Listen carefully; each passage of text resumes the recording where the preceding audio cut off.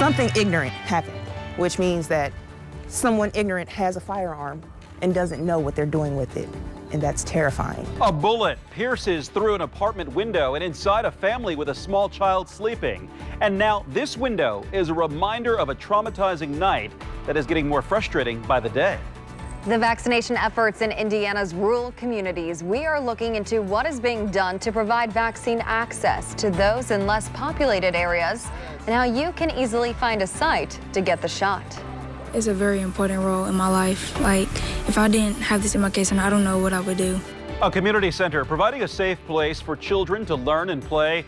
How you can help make sure this is around for future generations of kids. The first at 6, an Indianapolis woman is looking for answers after a bullet came through her apartment window while she slept. Her boyfriend and 3-year-old daughter also in the home sleeping at the time. Well, that window has yet to be repaired. WRTV's Megan Sanctorum is working to get answers from the apartment complex management about when that will be done, and shares why this woman says something like this could happen to anyone. It's been 4 nights since a bullet came flying through the window while Samika Davis slept. She and her family are okay, but the hole is still there. An uncomfortable reminder that this could have ended much different. We heard a loud noise, scared us, jumped up out of our sleep. That was early Monday morning. The noise, a bullet that came through the bedroom window and into their closet door. I could have got shot in my head. So that's terrifying. My daughter could have just got up to come in the bedroom with us and been shot. That's terrifying. Davis says she just moved in a few weeks ago, and she doesn't think her family was targeted. But that does not make it any less scary. And it was only one round, so that leads me to believe that either someone was playing with the gun, somebody misfired the gun, they didn't know a bullet was in the chamber. Something ignorant happened, which means that someone ignorant has a firearm and doesn't know what they're doing with it. And that's terrifying because they're children. And now, to make matters worse, the window still hasn't been boarded up or repaired. I don't know what to do. I don't know what to do at all.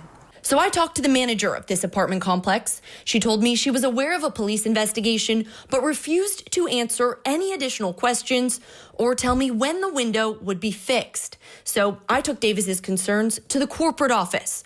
We're still waiting to hear back from them. So for now, Davis is focusing on reminding people to think about the consequences before picking up a gun. The world makes it look so glitz and glammy with the, oh, I got this, I got that, you know, AK, blah, blah, blah.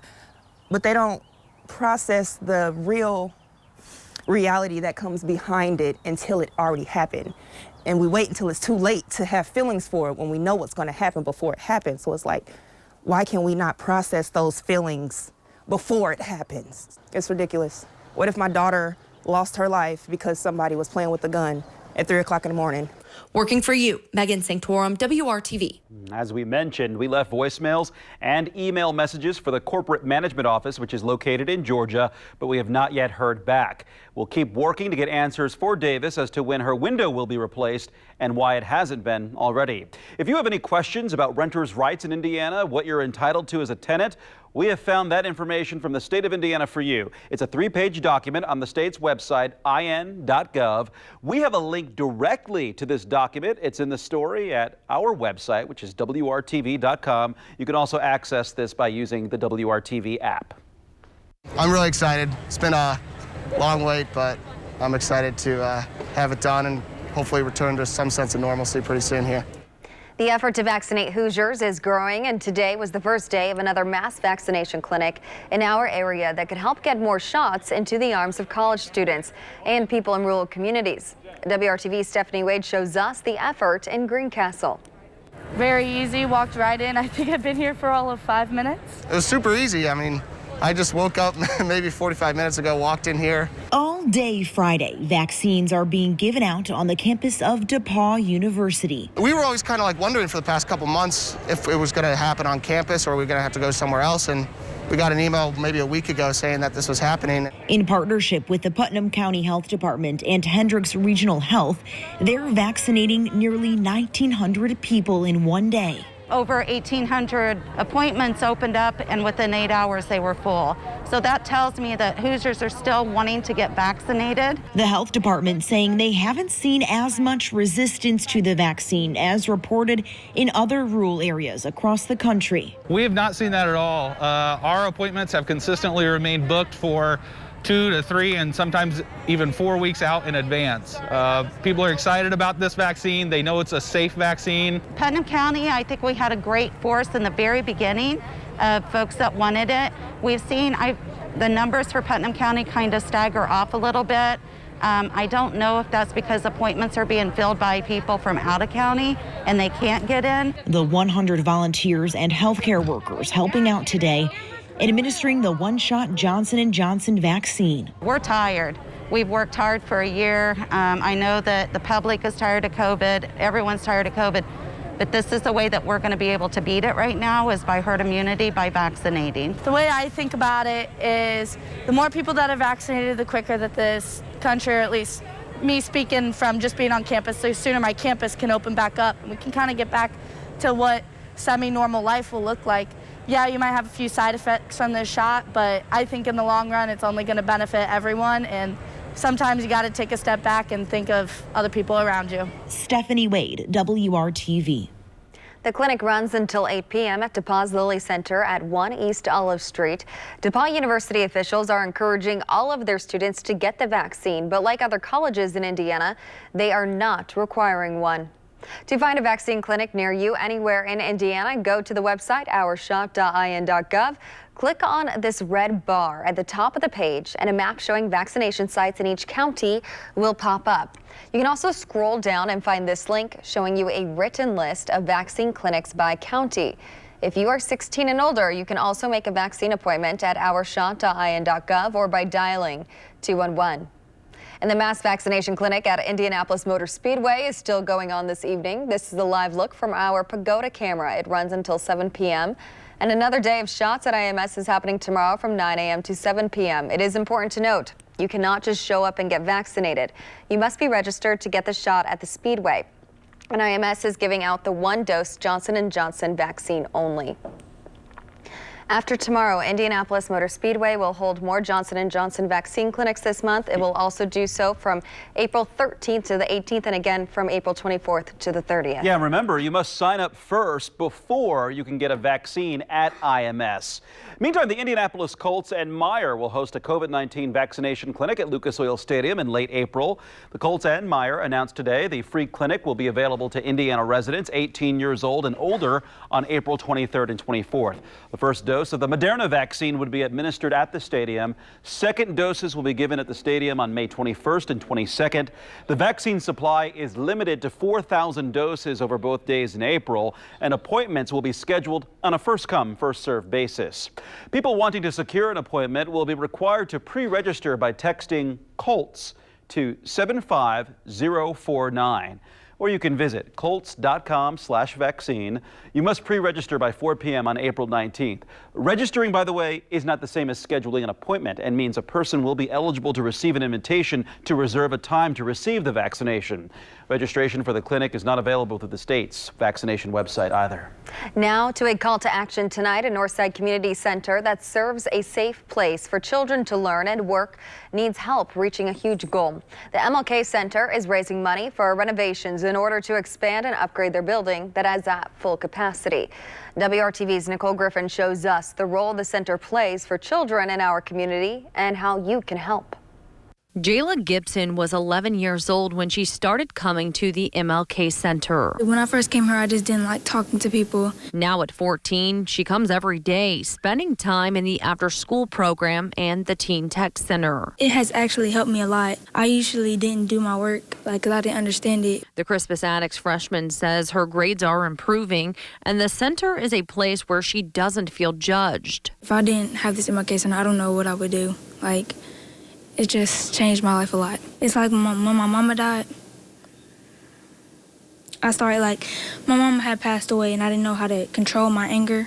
But this MLK Center helped a lot. Right now, the MLK Center, which is located at 40th and Illinois, is at capacity, serving more than 300 families a year, Executive Director Allison Luthi says the nearly 60-year-old building is in need of renovations. Since 2015, we've spent more than $150,000 on maintenance, and so that's money that could be paying for programming, be spent on children and after-school programming. In 1 year, the number of students reading at grade level went from 22% to 55%. So we know that if we were able to expand our building, we could help more kids. If they raise $1 million, United Way of Central Indiana will match it. They are at 84% of their goal and hope to reach it by the end of April. Phase 1 would include new windows, an upgraded HVAC system, and a new welcome center on 40th Street leading to Tarkington Park. We have an outreach and community building program, and so our staff are in the park every day, and we have more than 100 youth that come here in the summer, walk here. So it's just really important that we're able to be connected and stay connected. Luthi says investing in the center means investing in our youth.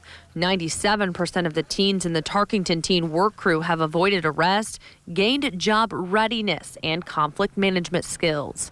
Working for you, Nicole Griffin, WRTV. Since 2000, the United Way Central Indiana's Capital Projects Fund has supported more than 160 projects at more than 80 local organizations. It's all thanks to a grant from Lilly Endowment. The total cost of the MLK Center's renovations is $2.2 million. Fact Check Friday. One viewer wants to know, did these NCAA tournament signs get installed at the expense of road repairs? Rafael Sanchez went out and got answers. What he's finding out next. After such a cold morning, there's nowhere to go but up with the temperatures, and that's what will happen. Here's your warmer pattern. Talk more about it coming up. Today's WRTV tournament trivia question could be a bit of a stumper. You will need to think carefully about this one. Here we go. Which Butler player was named to the NCAA Final Four's all-tournament team in both of the Bulldogs' runner-up finishes in 2010 and 2011? Answer next here on WRTV.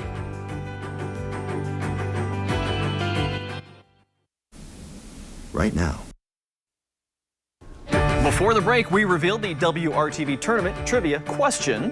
Which Butler player was named to the NCAA Final Four's all-tourney team in both of the Bulldogs' runner-up finishes, 2010 and 2011? Well, the answer is guard Shelvin Mack.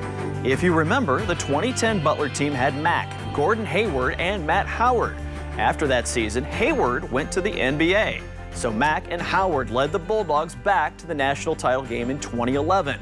During the end of that, it was time for Mack to ponder if he would go to the NBA himself. What are you doing next year? Will you have a senior year at Butler? I'm standing and waiting for that. I got time to sit down with my coaching staff this weekend, my family and friends, and see what the best decision is for me. And Shelvin Mack did indeed decide to go to the NBA after the 2011 season instead of returning for his senior year. Shelvin Mack currently playing basketball overseas. However, he has played for a number of NBA teams, including the Washington Wizards, the Philadelphia 76ers, Atlanta, Utah, Orlando, Memphis, and Charlotte. Another WRTV tournament trivia question coming your way tomorrow. Thank you, Brad. At WRTV, we are always looking for new ways to work for you. And this is our newest initiative. It's called Fact Check Friday. Yeah, this is your opportunity to ask us to look into a concern, a curiosity in your neighborhood, or maybe something you read online that has you wondering, is that true or false? Or what's really behind that decision? Well, today, one viewer wanted to know if the state was spending money on March Madness highway signs at the expense of road repairs. Rafael Sanchez found the answer and is bringing it to us in this Fact Check Friday. All signs show that Indiana is living up to the hype of the badness. So potholes like these are just popping up. And Brian T. questioned why the state is spending your tax dollars on March Madness signs on the interstate and not on road repairs. So here's our fact check. INDOT posted 125 March Madness signs, a majority in the Indianapolis area, costing about $19,000. The spending is coming from a budget just for signs, not the dollars meant for fixing roads. This year alone, INDOT has more than $1 billion in pavement replacement and resurfacing projects in Indiana, including more than $270 million in the Indianapolis area. As for the signs, The metal from those signs will be used to make regular highway signs for what's expected to be a busy construction season. Working for you, Rafael Sanchez, WRTV. Rafael, thank you. If you would like us to fact check something for you, reach out to us at workingforyou@WRTV.com. Pretty interesting. WRTV's Hiring Hoosiers team is committed to making sure you know what jobs are available to you, so we are bringing you the job feed. Hiring Hoosiers partners Ferion has just posted 12 new positions across Indiana. The jobs include packager, material handler, picker packer, forklift operator, assembler, and more. To learn about each position, go to the job board at hiringhoosiers.com.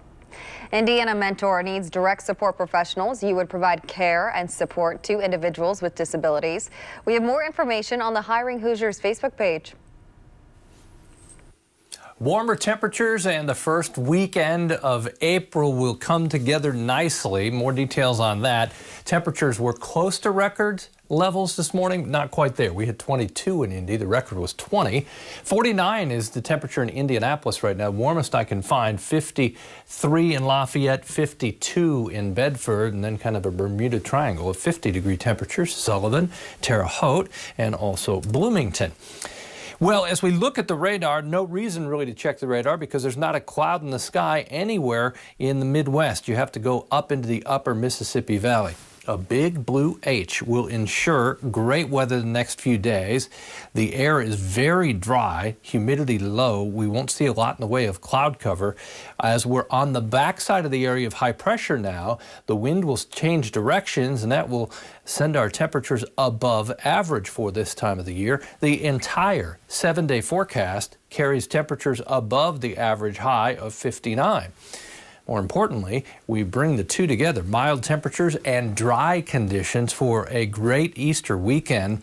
We'll hold off any rain chances, it looks like, till Wednesday. That's why I have my eye on Wednesday. It seems to be our next chance for rain. An even better chance shows up on the Thursday. Of course, the JW Marriott on the left-hand side, and then you see behind it White River, and there's a nice shimmer off of White River as the sun angle gets lower, reflecting some of that sunshine. The wind tomorrow, today it's been non-existent. Tomorrow you'll notice it gusting over 20 miles per hour, but coming out of the southwest. You'll lose the jacket and maybe just have a sweater or long sleeve shirt and you'll be comfortable. Temperatures warm even more as we go into Easter Sunday, 68 degrees. Temperatures climb responding to the sunshine and the change in wind direction. Sun doesn't set until 8:12 tomorrow night. From north to south, lower 60s, anywhere from Logansport to Kokomo and Marion. You go into central Indiana, lower 60s, and about the same to the south, maybe a few 63s. Lots of people downtown tomorrow night, Final Four. Temperatures after sunset will drop into the 50s, but even at 11 o'clock, we're still right around 50 degrees. 7-day forecast. Dry, as we mentioned, until our chance for rain Wednesday. Better chance we'll see some showers and thunderstorms as we get to Thursday. Temperatures will fall back into the upper 60s at that point as well. Have a great weekend. Mark. Thanks, Kevin. We appreciate it. 62 games played already, but the three biggest matchups are still in store. The NCAA Final Four is this weekend. Indianapolis is in the home stretch of this monumental and historic tournament. Saturday, we'll see a pair of games at Lucas Oil Stadium. Those teams got a chance to work out there today. Brad Brown has more on the day. The road to the Final Four has come to its final couple of turns here at Lucas Oil Stadium, the day before the national semifinals. Brad Brown back here with you inside Lucas Oil Stadium. Scott Drew brought the Baylor Bears here as a #1 seed, and among the tournament favorites, the Valparaiso native knows a whole lot about basketball in Indiana and a whole lot about basketball in Indianapolis as a graduate of Butler University. But his job as the head coach of the Bears and turning Baylor into national power after they were at the bottom of the barrel not all that long ago has been nothing short of remarkable. Now here on this court with perhaps one more opportunity to get themselves into the national finals, Scott Drew is savoring every moment of being back home for this his biggest game at Baylor. Well, it puts you one step closer to the ultimate goal, and that's cutting down the nets on Monday night. So tournament started out with 68. It's down to 4. Everybody wants the same thing, and whoever plays the best in that 40 minutes advances. So we'll do everything we can to control what we can control and hopefully be successful and move on. Baylor and Houston will be the opening game on Saturday. Game 2 sees Gonzaga taking on UCLA. The Bulldogs going for their 31st win as they try to continue their run toward a perfect season. Mark Few's 22nd at Gonzaga, his best perhaps, and maybe the best team college basketball has seen in more than a generation. We were preparing for this moment, much earlier this week, and so it helps having been through it. But at the end of the day, just going to come down to the game tomorrow night, and which team is going to step up and play the best. All right, and again, Saturday night's winners, they'll play Monday night tip a little after 9 o'clock for the championship game on Monday night as we wind down what's been an amazing tournament all over Indianapolis and the state of Indiana.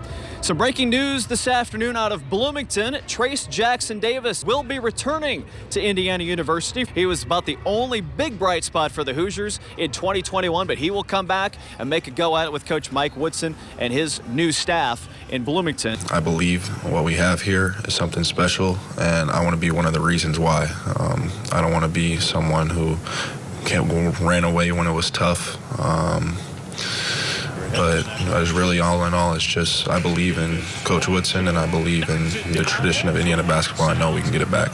So a ton of excitement here downtown. This place is going to come alive on Saturday. Just a little bit of fans here for these practice sessions on Friday, but it's going to be fantastic to see these games come to a head on Saturday, and we work our way toward the championship game on Monday night. Time for another break. We'll be back to wrap up tonight's edition of the News at 6 next. First.com. Yesterday, snow showers. Today it was all about sunshine, and we'll continue that theme right on into Easter weekend. 51 at noon tomorrow, 61. The optimistic high temperature. I always try to be optimistic, guys. Hey, definitely be optimistic. It's Easter weekend. Thanks for making WRTV your choice for news. We'll see you back here tonight at 7.